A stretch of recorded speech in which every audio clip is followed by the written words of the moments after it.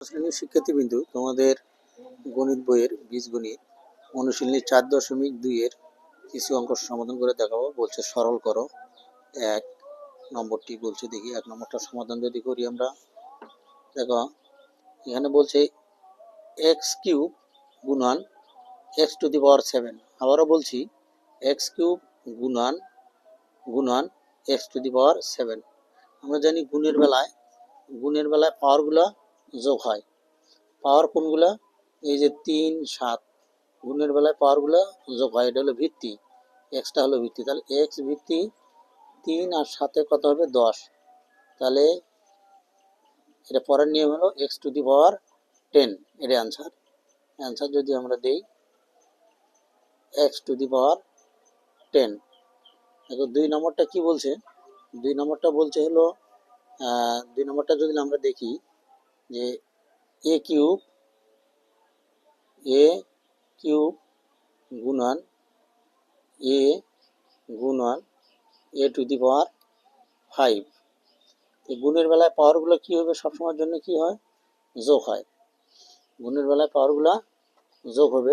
তাহলে দেখো এই যে এর উপরে মনে মনে 1 ধরে নেবে, 1।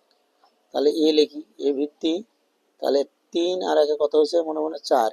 4 আর 5 কত হয়? 9। তাহলে আমাদের এ টু দি পাওয়ার 9 অ্যান্সার হবে কত?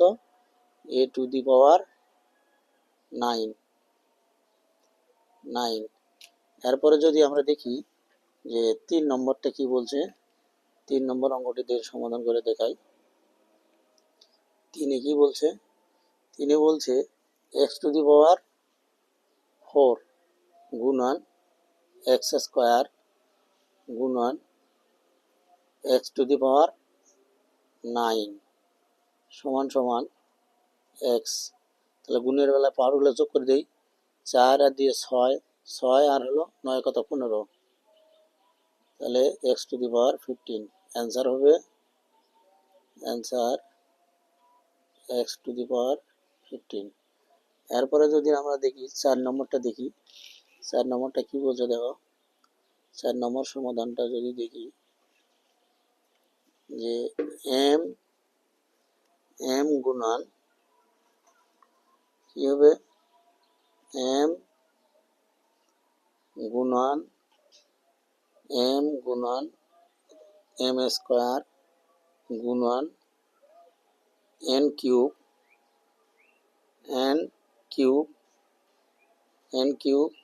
গুণন এম কিউব গুণন এম কিউব গুণন এন টু দি পাওয়ার 7। এটা যদি আমরা গুণ করি, দেখো আগে এম গুলো নিয়ে নিই। এম এখানে এম 1টা 3টে 6টা, তাহলে M to the power 6। N কয়টা? 3টে আর হলো 7টা 10টা, এন টু দি পাওয়ার 10। এটা হলো অ্যান্সার। এরপরে যদি আমরা দেখি 5 নম্বরটি যদি দেখি, 5 নম্বরটা কি বলছে? 5 নম্বর সমাধানটা যদি দেখি যে 3 কি বলছে? 3a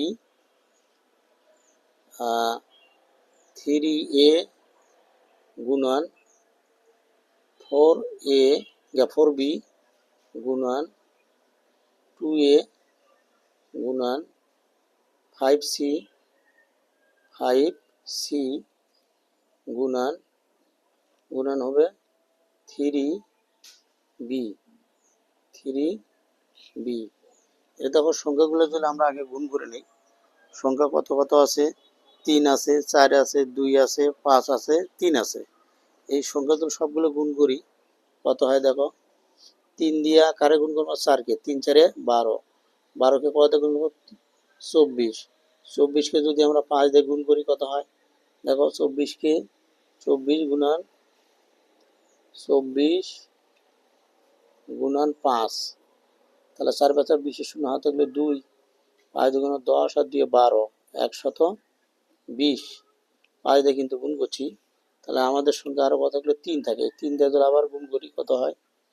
3 দিয়ে 0 গুণ করলে 0, তিন দিয়ে 2 গুণ করে 6, 3 একে 3, 360 কিনতে হয়। কত হলো? 360। তাহলে আমাদের এখানে কত লেখা যায়? 360, 360। এ এই যে একটা গুণের বেলা পাওয়ার করে যোগ হবে, তাহলে স্কোয়ার। একটা বি, একটা বি, তাহলে বি স্কোয়ার। তাহলে সি, সি স্কোয়ার হতো না, সরি সি। অ্যান্সার